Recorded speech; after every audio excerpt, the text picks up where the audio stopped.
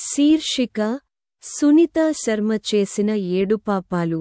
Sunitha Sharma jubilee హిల్స్లోని Aryavarta బ్యాంక్లో senior మేనేజర్గా పనిచేసేది.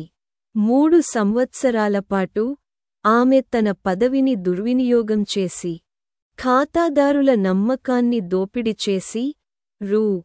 4.5 కోట్లకు పైగా మోసం చేసింది. ఒక చిన్న మోసంతో మొదలైన దానంతట అదే బలహీనతగా మారి, చివరకు ఆమె సస్పెన్షన్ మరియు అరెస్టు అయ్యే వరకు కొనసాగింది. 1. ఫిక్స్డ్ డిపాజిట్ల అక్రమంగా మూసివేత. సునీత 31 మంది ఖాతాదారుల ఫిక్స్డ్ డిపాజిట్లను గుట్టుగా ముందుగానే మూసివేసింది, ముఖ్యంగా వృద్ధుల ఖాతాలను టార్గెట్ చేసింది. ఆ మొత్తాలను ఆమె తన వ్యక్తిగత ఖాతాల్లోకి లేదా బినామీ ఖాతాల్లోకి మార్చింది.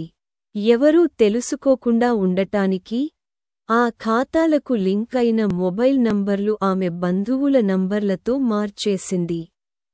తద్వారా ఎలాంటి ఎస్ఎంఎస్ లేదా అలర్ట్స్ ఖాతాదారులకు రావు. 2. వృద్ధ మహిళ ఖాతా దుర్వినియోగం. ఒక 90 ఏళ్ల వృద్ధ మహిళ ఖాతాను టార్గెట్ చేసి, దాదాపు 1.3 కోట్ల రూపాయలు విలువైన అక్రమ లావాదేవీలు జరిపింది. ఆ మహిళకు లావాదేవీలపై అవగాహన ఉండదు అనే ఆలోచనతో ఆమె సంతకాలను నకిలీ చేసి, ట్రాన్సాక్షన్లను చట్టవిరుద్ధంగా జరిపింది. 3. నకిలీ వ్యక్తుల పేర్లపై వ్యక్తిగత రుణాలు. సునీత నకిలీ పాన్ కార్డులు, ఆధార్ కార్డులు వాడి, కల్పిత వ్యక్తుల పేర్లపై పర్సనల్ లోన్స్ మంజూరు చేసింది. అవి 5 లక్షల రూపాయలు నుండి 15 లక్షల రూపాయలు వరకు ఉండేవి. వాటి మొత్తాలు నేరుగా ఆమె నియంత్రణలో ఉన్న ఖాతాల్లోకి ట్రాన్స్ఫర్ అయ్యేవి. 4. డోర్మెంట్ ఖాతాలపై ఓవర్డ్రాఫ్ట్ మంజూరు.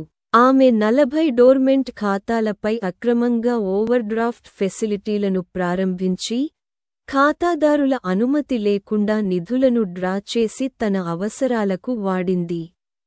5. షేర్ మార్కెట్లో నిధుల పెట్టుబడి. సునీత తీసుకున్న నిధులను తన వ్యక్తిగత ట్రేడింగ్ ఖాతాలోకి బదలాయించి, షేర్ మార్కెట్లో పెట్టుబడి పెట్టింది.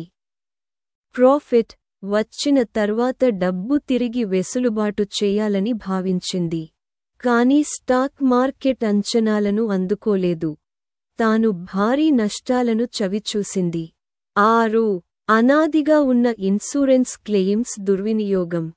ఆమె చనిపోయిన ఖాతాదారుల ఇన్సూరెన్స్ క్లెయిమ్స్ మరియు అన్క్లెయిమ్డ్ డిపాజిట్ల వివరాలను సేకరించి, నకిలీ మరణ ధృవీకరణ పత్రాలతో ఆ నిధులను అక్రమంగా విత్డ్రా చేసింది. 7.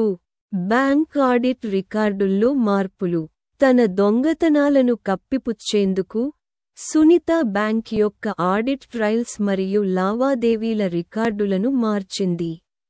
బ్యాక్ డేటింగ్, ట్రాన్సాక్షన్ చరిత్రల తొలగింపులు వంటి చర్యలతో తన మోసాన్ని గోప్యంగా ఉంచాలని ప్రయత్నించింది. కలకలం. ఒక ఫిర్యాదుతో బయటపడిన మోసం. ఒక 60 ఏళ్ల వ్యక్తి తన 2 లక్షల రూపాయలు డెబిట్ ట్రాన్సాక్షన్పై ఫిర్యాదు చేయడంతో విషయమంతా బయటపడింది. అంతర్గత విచారణలో పలు అక్రమ లావాదేవీలు వెలుగుచూశాయి. బ్యాంక్ వెంటనే సునీతాని సస్పెండ్ చేసి, పోలీసులకు అప్పగించింది. ఆమె ప్రస్తుతం అరెస్టులో ఉంది. సునీతా శర్మ కథ అనేది ఒక గుణపాఠం. నమ్మకాన్ని దుర్వినియోగం చేస్తే చివరికి నాశనమే. ఎంత తెలివిగా చేస్తేనూ అబద్ధం నిలబడదు.